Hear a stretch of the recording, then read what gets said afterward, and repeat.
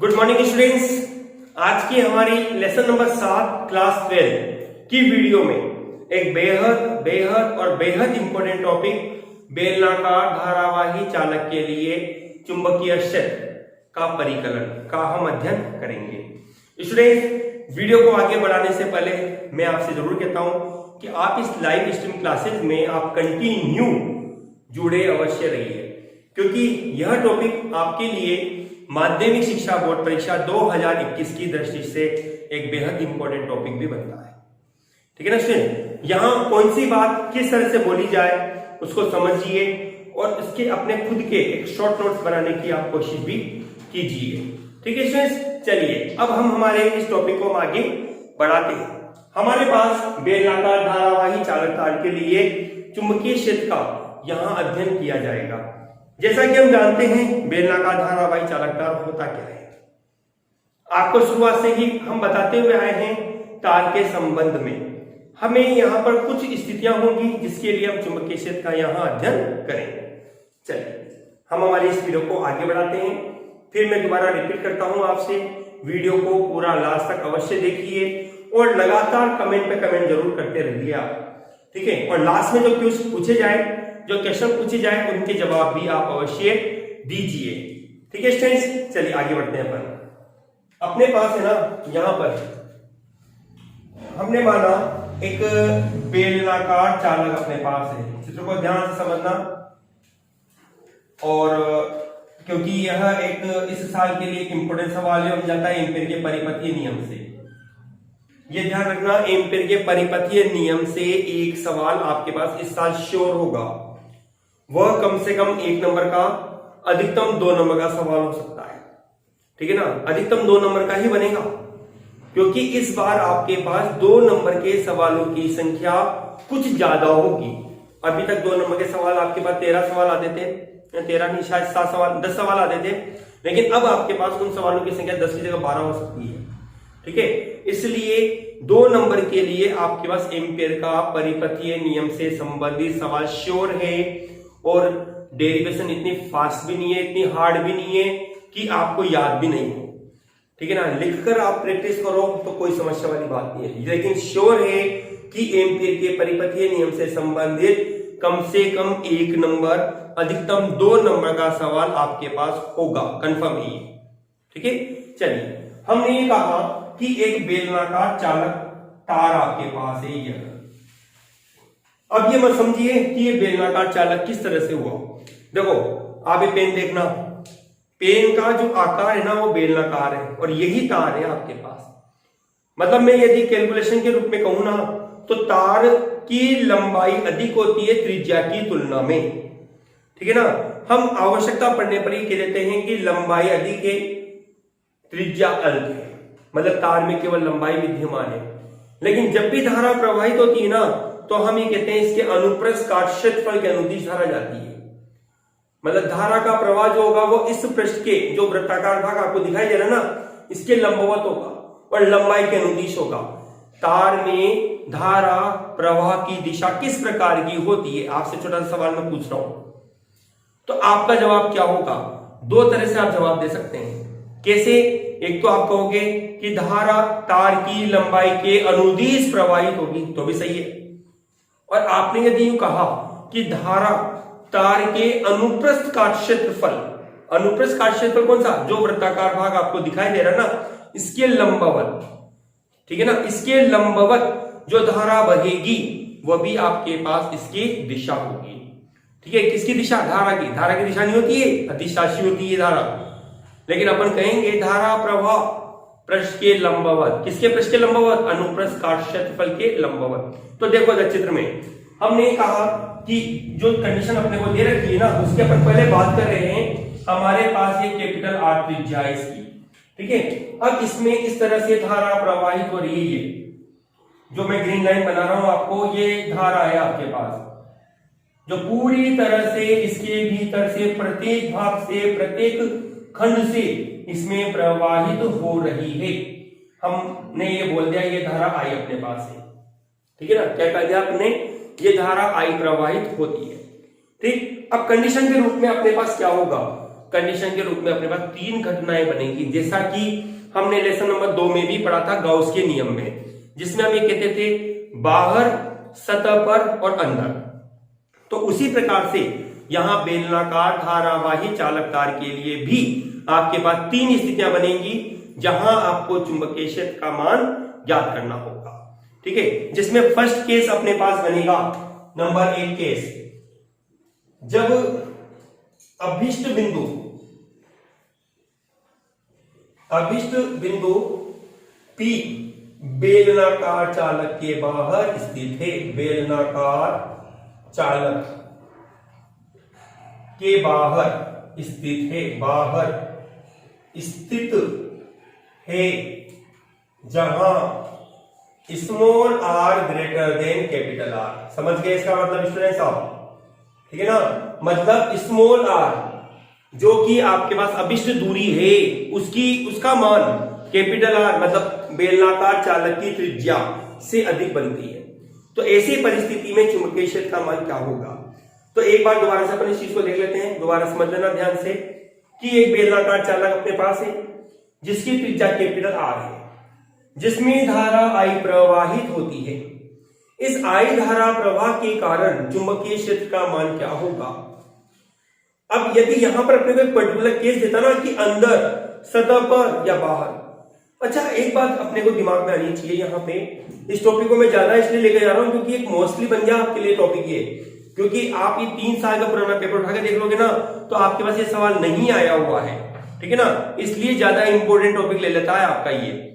ठीक है ना, एक परिनालिका वो भी इंपॉर्टेंट बनती है इस लेसन से, ये मतलब इस वाले भाग से ये 2 टॉपिक ज्यादा इंपॉर्टेंट है आपके पास। एक तो यह जो अपन पढ़ रहे हैं अभी, ठीक है, और एक अब जो अपन आगे पढ़ेंगे परिनालिका वाला टॉपिक, वो दोनों टॉपिक आपके पास सबसे ज्यादा पूछे जाने वाले सवाल रहे हैं इस टॉपिक, इस लेसन से, इस वाले भाग से। ठीक है, तो देखो ये अपने दिमाग में बात आनी चाहिए, सर हम 3 स्थितियां क्यों ज्ञात कर रहे हैं? हमने पहले तो कभी ऐसा नहीं किया, लेकिन यहां क्यों कर रहे हैं अपन? कारण क्या है इसका? इसका कारण ये है कि आप कह रहे हो तार में धारा प्रवाहित की जा रही है। जब तार में धारा प्रवाह की जा रही है ना, तो उस तार के चारों ओर चुंबकीय क्षेत्र बनता है वैज्ञानिक के अनुसार। कौन सा वैज्ञानिक है? उसका नाम क्या है? ओरेस्टेड। ओरेस्टेड के अनुसार उस धारावाही तार के चारों ओर क्या बनता है? चुंबकीय क्षेत्र। आपको उसका ही तो मान निकालना है। अब वो चुंबकीय क्षेत्र कहाँ है? तार से कितनी दूरी पर है, तार के कितने पास है, मतलब कि सतह पर, या तार के भीतर कितना है। ठीक है, ये 3 स्थितियां अपने पास होंगी, जिसमें हमारे पास सबसे पहली स्थिति है जब अभिष्ट बिंदु P बेलनाकार चालक के बाहर स्थित है, जहां small r less than capital R हमें प्राप्त होता है। चलिए फर्स्ट केस को अपन सोल्व करते हैं। देखो अपने को हमने ये कहा इसके ये केंद्र से गुजरने वाली अक्ष आपके पास जो इस बेलनाकार चालक के केंद्र से गुजर रही है। ठीक है, हमने कहा लंबवत दूरी स्मॉल r पर यह एक अभिष्ट बिंदु P है। आपको नियम काम में लेना है एम्पीयर का परिपथीय नियम। जैसा कि हम जानते हैं एम्पीयर के परिपथीय नियम में हमें एक बंद लूप या बंद पास की कल्पना करनी होगी। ठीक है, तो इसके लिए हमने क्या कहा कि स्मॉल r त्रिज्या वाले एक यह हमने स्मॉल r त्रिज्या वाले बेलनाकार लूप की एक कल्पना करी, ये जिसकी सतह पर बिंदु P बना हुआ है। ठीक है, इस बिंदु P पर देखो मैंने आपको एक नियम बताया है एम्पीयर के नियम में, सुनना ध्यान से, कि आप यहां पर किस तरह से धारा को पॉजिटिव लेते हैं। मैंने आपको कहा है आप दाहिने हाथ को, मतलब कि जो आपका सीधा हाथ है उसको आपने इस तरह से रखा, ये अंगुलियां जा रही है इस ओर उल्टी दिशा में, घड़ी के विपरीत दिशा में। तो अंगूठा जिस दिशा में है ना वो धारा की दिशा मतलब धनात्मक मानी जाएगी। तो आप इसमें क्या करो, इसमें आप हमेशा विपरीत दिशा लिया करें आप। ठीक है ना, विपरीत दिशा लिया करें, जिससे आपके पास क्या होगा, अब आपने अल्पांश मान भी लिया ना तो आपके पास बन जाएगा b और यह हो गया अल्पांश dl। ठीक है, यहां थीटा इक्वल टू आपको बनेगा कितना, 0 डिग्री।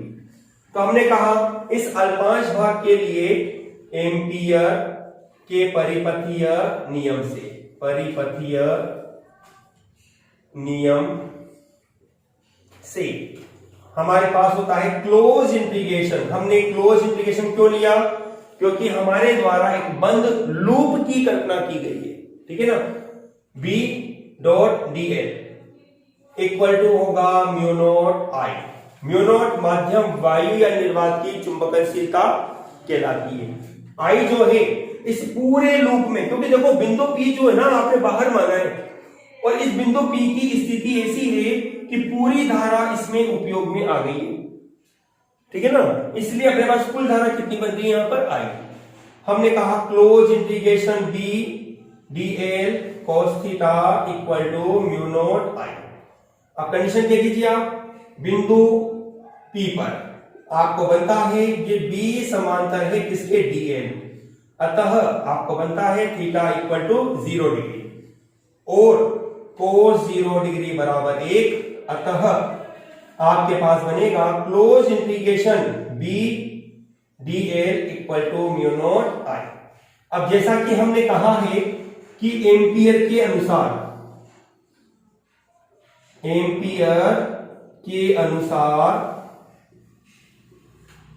लूप पर B नियत रहता है। B मतलब चुंबकीय क्षेत्र, ठीक है ना। B नियत रहता है, तो आपने क्या किया, B को बाहर लिया, close integration dl equal to mu naught I। अब आपको समाकलन करना है किसका? dl का। dl क्या है? लंबाई किसकी? वृत्ताकार लूप की लंबाई। और वृत्ताकार लूप की जो लंबाई आपके पास है वो लंबाई आती है आपके पास परिधि के रूप में, तो आपको बनेगा b इंटू 2 r बराबर म्यू नॉट I। या आपके पास मिलेगा b बराबर mu naught I upon 2 r। ये आपके पास चुंबकीय क्षेत्र का मान आ गया धारावाही तार के लिए जब अभिष्ट बिंदु P बाहर है। आप इसके लिए घटना कह सकते हैं कि यहां चुंबकीय क्षेत्र का जो मान है B धारा I के, तो क्या बनता है? समानुपाती, B प्रोपोर्शनल I। और दूरी मतलब कि R, कौन सी दूरी? लंबवत दूरी के वृत्त क्रमानुपाती होता है, मतलब कि B प्रोपोर्शनल टू 1/r। यहां ग्राफ आपको सीधी रेखा प्राप्त होगी, जबकि यहां ग्राफ आपके पास अति परवलयकार रूप लेगा, ठीक है। इस तरह से अपने पास यह पहला केस सोल्व होता है, जो कि बेलनाकार धारावाही चालक तार के लिए चुंबकीय क्षेत्र को प्रदर्शित करता है। चलिए लिखिए उसको। चलिए स्टूडेंट्स, अब लेते हैं अपन केस नंबर 2। केस नंबर 2 में हमें कहेंगे जब अभिष्ट बिंदु P बेलनाकार चालक की सतह पर स्थित है। तो हमने कहा इसको अपन इरेज कर देते हैं। नियम अपने पास यही है। एक इंपॉर्टेंट सवाल भी है, ध्यान रखना, माध्यमिक बोर्ड परीक्षा में 2021 में आपके पूछे जाने योग्य सवाल बनता है स्टूडेंट्स ये, ठीक है ना। तो तैयार अच्छा करें सवाल को, जितना ज्यादा से ज्यादा लिख के तैयार करोगे उतना बेनिफिट आपके पास रहेगा। हमने इस केस को भी मिटा दिया और केस नंबर 2 अपन लेंगे इसका। इस चित्र को हमने हटा दिया है, ठीक है। देखिए पहले केस नंबर 2 डालते अपन। जब अभिष्ट बिंदु P बेलनाकार चालक की सतह पर स्थित है, सतह पर स्थित है, जहां स्मॉल r बराबर कैपिटल R। देखो स्टूडेंट्स, पहले मेथड समझना इसका। कहना क्या चाहता है यह कि अब आपको बेलनाकार चालक पर जो अभिष्ट बिंदु की कल्पना आपको करनी है वो आप करेंगे सतह पर, ठीक है। इस तरह से इसको अपन मिटा देंगे, ठीक है। ये हमारे पास है अब अभिष्ट बिंदु P यहां।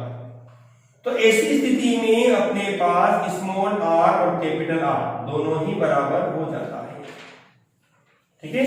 तो हमने कहा डायरेक्ट आप कह सकते हैं समीकरण 1 में स्मॉल आर बराबर कैपिटल आर रखने पर बी बराबर आपको मिलेगा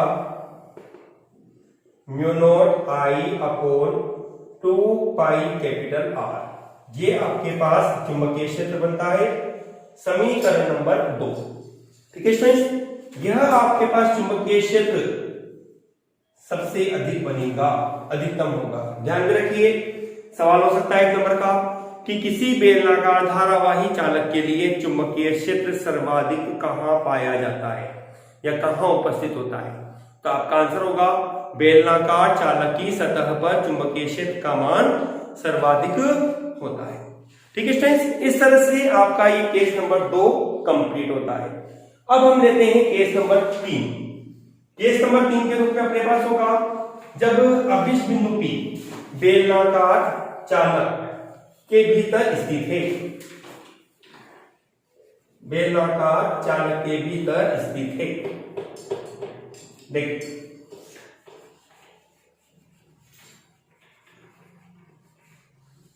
इसको भी अब अपन मिटा देते हैं, अपने को जनरल याद भी है क्वेश्चंस। देखिए चित्र को दोबारा से अपन सेट करते हैं।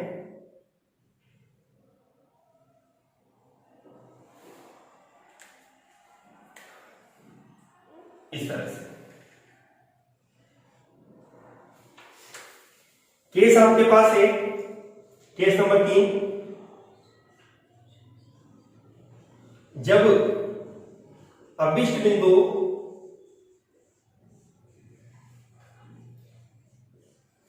बेलनाकार चालक के भीतर स्थित है, बेलनाकार चालक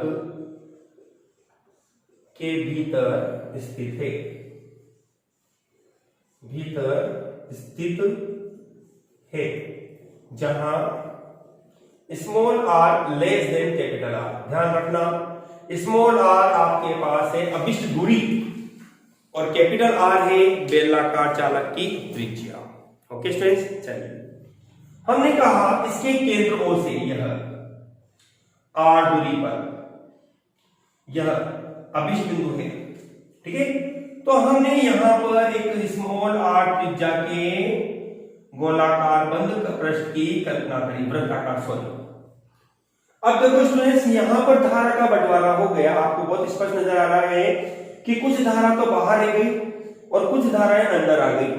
ठीक है, तो हमने मान लिया कि जो अंदर धारा है ना उसकी मात्रा अपने पास बनती है कितना, आई डैश। बिंदु P आपके पास है यह, और B और DL आपके पास रहता है यह। ओके, चलिए अब हम कंडीशन लेते हैं। एम्पियर के परिपथीय नियम से,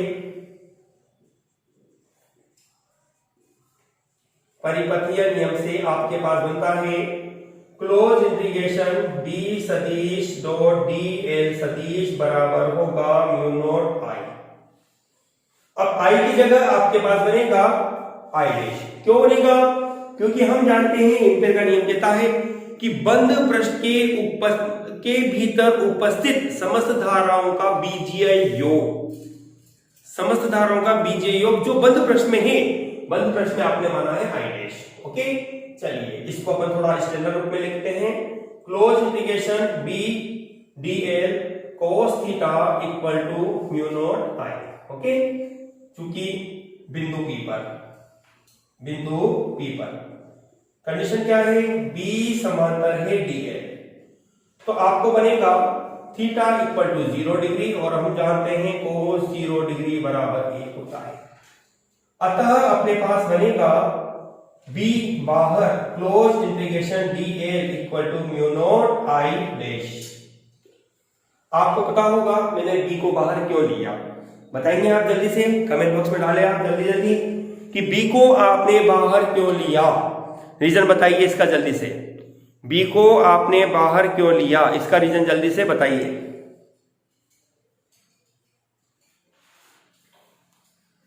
जल्दी से इसका आंसर बताइए कि B को आपने बाहर क्यों लिया। चलिए मैं आपको बताता हूं, क्योंकि आपको मैंने बोला है एम्पियर के परिपथीय नियम में जो बंद लूप या बंद पास की कल्पना आपके द्वारा की जाती है उसके प्रत्येक बिंदु पर चुंबकीय क्षेत्र का मान नियत रहता है, इसलिए बी को बाहर लिया जाता है। ठीक है, अपने पास बनेगा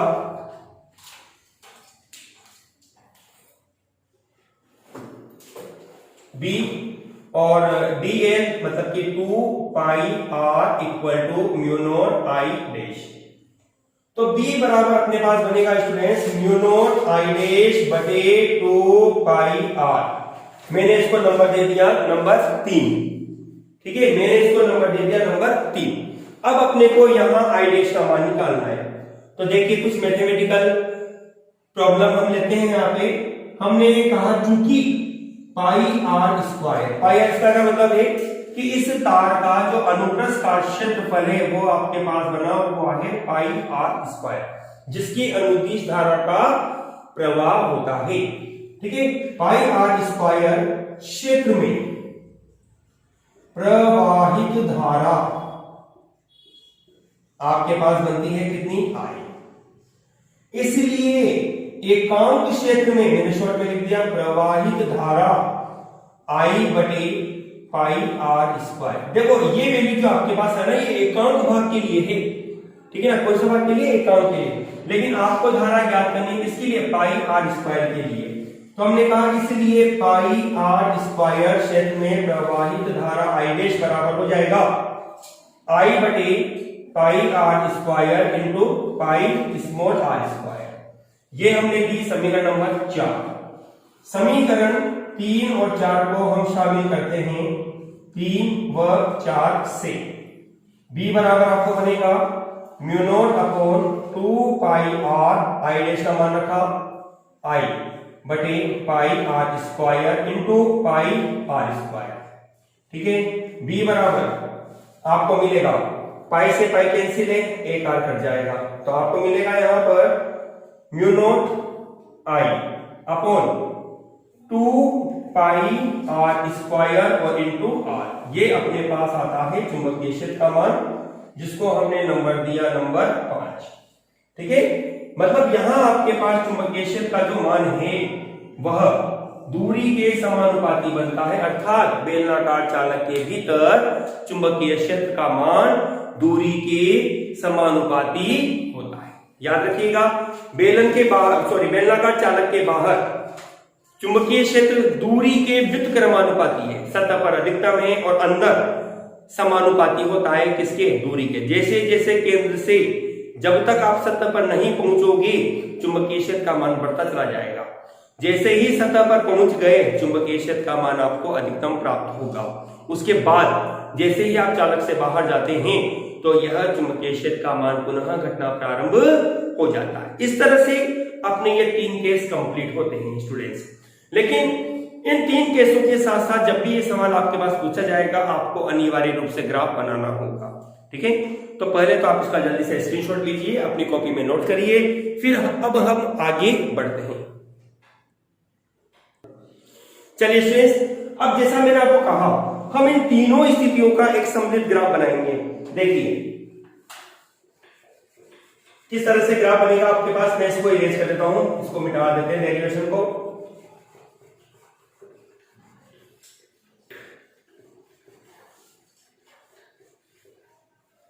देखिए अपने पास ये तो है बेलनाकार चालक के रूप में अपन ने माना, ये तो दूरी अक्ष r, और ये अपने पास y अक्ष पे अपने लिया चुंबकीय क्षेत्र B को।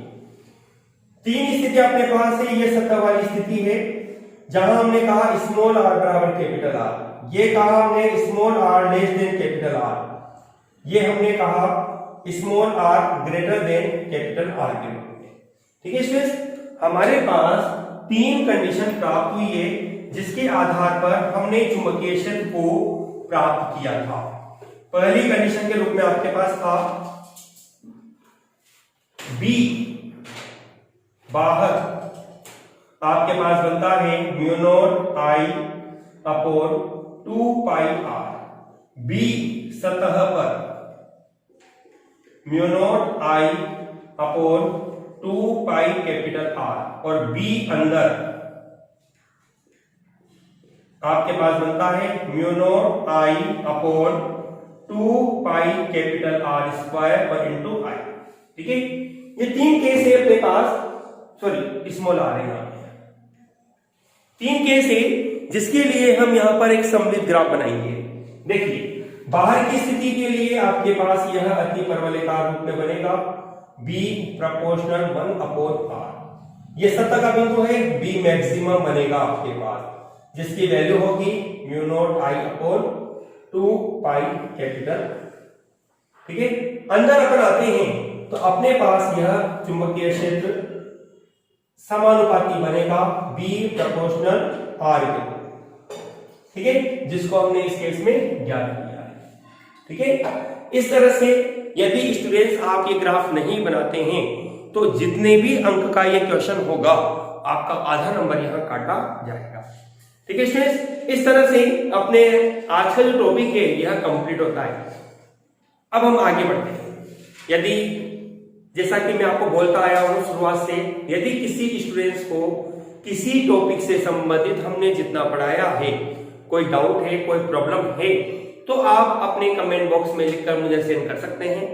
ठीक है, हमारी नेक्स्ट वीडियो में उसका सॉल्यूशन मेरे द्वारा अवश्य दिया जाएगा। ठीक है, लेकिन आप उसके साथ अपना नाम भी लिख दीजिएगा, ताकि आपको उस समय जब मैं अपनी नेक्स्ट वीडियो बनाऊं तो उस स्टूडेंट्स का नाम लेके यहाँ पे सजेस्ट भी किया जा सके। देखिए, लेकिन एक शिकायत स्टूडेंट आपसे भी रहती है कि आप लोग जो वीडियो मैं अपलोड कर रहा हूं, आजकल आपने क्वेश्चनों के आंसर देना बंद कर दिया है, तो आप उन क्वेश्चनों के आंसर दोबारा से देना स्टार्ट करिए और साथ के साथ उनको अपनी कॉपी में नोट भी करिए, क्योंकि ये एक ऐसे सवाल है जो एक एक नंबर के लिए आपके, क्योंकि नए ब्लूप्रिंट के अकॉर्डिंग्स आपके सिलेबस में पेपर पैटर्न में चेंज है, जहां आपके पास ऑब्जेक्टिव क्वेश्चन के साथ साथ लघुरात्मक अति लघुरात्मक क्वेश्चनों की संख्या को बढ़ा दिया गया है। तो वहां आपके लिए क्वेश्चन काफी बेनिफिट होंगे, तो आप इन क्वेश्चनों का जवाब भी दीजिए। ठीक है स्टूडेंट्स, अब मैं लेता हूं अपना आज का क्विज। जवाब जरूर दीजिएगा, तब मैं पहले आपको ये बोर्ड क्लियर कर देता हूं ताकि हम हमारे क्विज के क्वेश्चन यहां पर लिख सकें। चलिए, अब अपन लेते हैं क्विज के रूप में, अपने टॉपिक से रिलेटेड है। नंबर 1 क्विज के रूप में अपने पास है, कौन सी भौतिक राशि एम्पियर के परिपथीय नियम में नियत रहती है।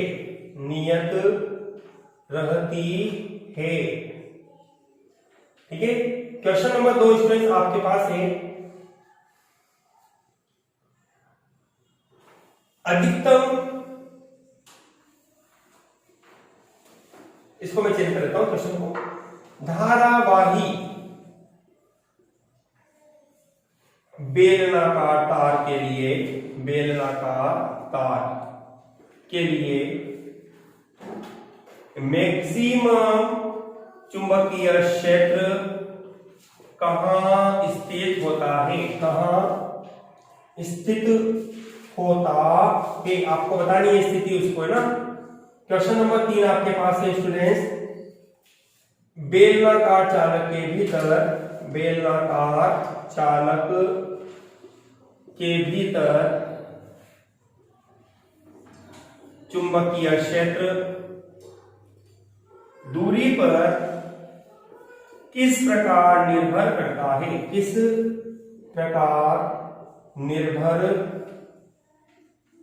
है। ठीक है स्टूडेंट्स, क्वेश्चन नंबर 4 और आखिरी सवाल आपके पास है आज का अपना, एम्पियर के परिपथीय नियम को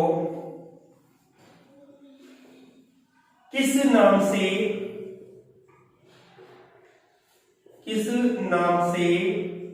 जाना जाता है। एक नाम और स्टूडेंट्स का जो मैंने आपको बताया है, आप ध्यान से सुनिएगा, दोबारा से सुनिएगा इस नियम को आप, और आप इस क्वेश्चन का जवाब दीजिएगा। एम्पियर के परिपथीय नियम को एक और नाम से जाना जाता है। ठीक है स्टूडेंट्स, इस तरह से आज का अपना ये क्यूज है। यदि आपने चैनल को सब्सक्राइब नहीं किया तो सब्सक्राइब अवश्य कीजिए और वीडियो को स्टूडेंट्स पूरा अवश्य देखा करें आप, ठीक है ना। और सभी क्वेश्चनों के जवाब अवश्य दीजिए। प्रत्येक स्टूडेंट्स के द्वारा सभी क्वेश्चनों का जवाब देना अनिवार्य रहता है। इनको अपनी कॉपी में भी आप नोट करिए। Okay students, thank you.